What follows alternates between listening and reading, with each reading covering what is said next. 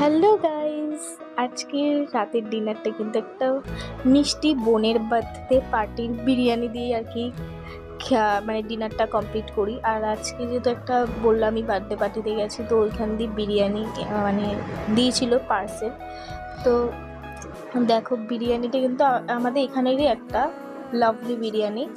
তো ভীষণই দেখলাম ঝুরঝুরে ছিল রাইসটা, আর স্যালাড ছিল, পেঁয়াজ আর শসা, আর একটা আলু আর চিকেন ছিল। আর আমাদের এখানে লাভলি বিরিয়ানিটা আরও দু তিন জায়গার বিরিয়ানি ভীষণই ভালো হয়, কিন্তু ওই তো আর কি বাড়িতে বানানো হয় বলে খুব কমই আর কি বাইরেরটা খাওয়া হয়।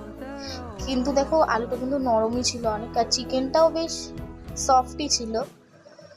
আর পেঁয়াজ দিয়ে একসাথে মাখিয়ে নিয়ে কিন্তু খুব সুন্দরভাবে খেয়ে নিলাম। আজকে ডিনারটা খুব জমে গেছে, জাস্ট বিরিয়ানি আর ঠান্ডা ঠান্ডা একটু ওয়েদারও ছিল।